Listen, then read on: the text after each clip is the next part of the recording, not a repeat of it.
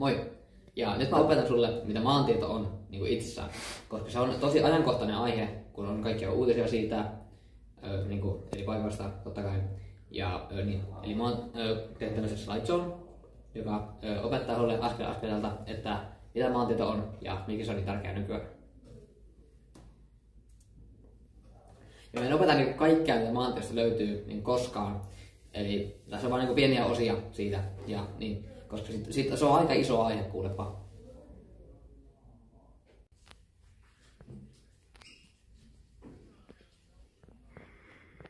Ja tässä on vähän näitä asioita, jotka liittyy maantietoon.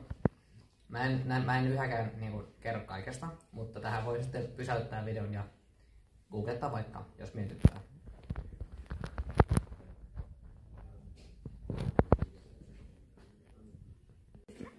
Eli aikojen alussa maapallolla kaikki maa oli niin kuin yhdessä, kiinni toisissaan. Ja tässä ylempänä, kuten näette, on tää Lauraasian alue, tässä näin. Ja se muodostui Euroopasta, Grönlannista, Aasiasta ja Pohjois-Amerikasta. Ja tässä toisena te näette, että on Gondwana. Ja se koostuu Afrikasta, Australiasta, Etelä-Amerikasta, Etelä-Mareesta ja Intiasta. Tässä näin.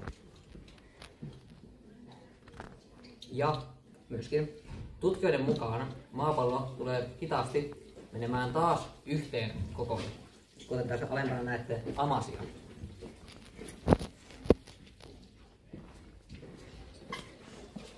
Eli tässä on vähän sanastoa, joka liittyy maantietoon.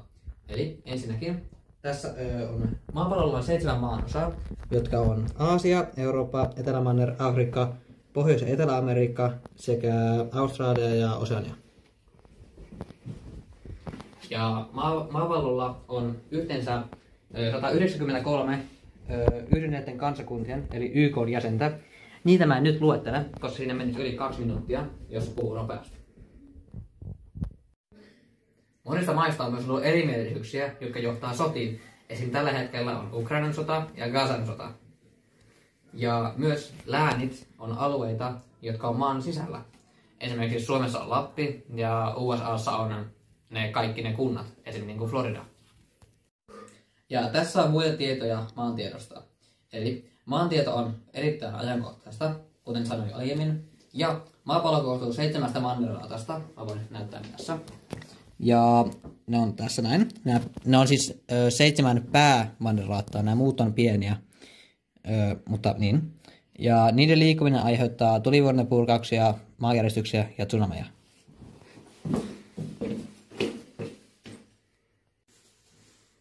Ja maantietoon liittyy myös nämä asiat tässä alhaalla. Eli nyt mä kerron koordinaateista.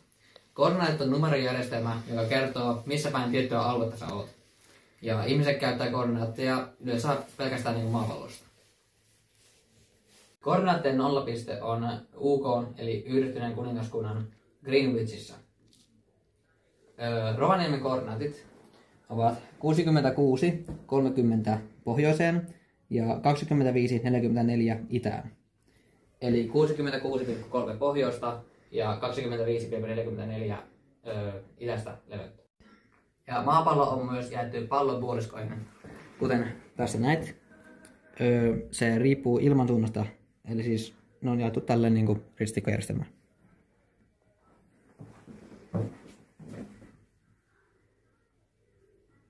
Ja nyt mä kerron myös ilmastonmuutoksesta. Ilmastonmuutos on sellainen tapahtuma, jossa enemmän lämpöä jää maapallolla, kun se menee avaruuteen. Ja tämän takia maapallo lämpenee hitaasti. Ja monet yrittää sen pysäyttämistä, mutta se on todella vaikeaa, sillä tämä on todella pitkälle edennyt tapahtuma jo, joten sitä voi vaan hidastaa. Ja säkin voit auttaa, jos sä esimerkiksi vaikka kierrätät ja kerät roskia.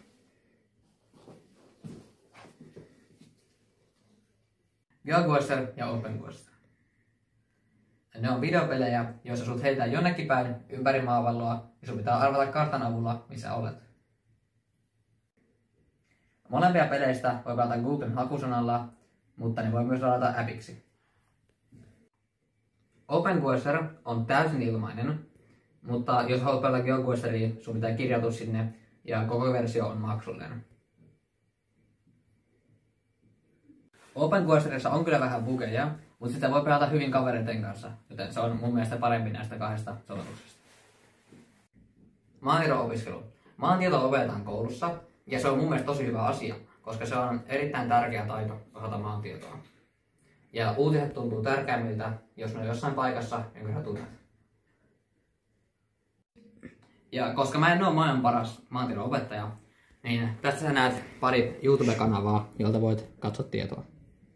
Ja tietenkin Rainbolt ja Zigzag ovat GeoGuessr Pro-pelaajia.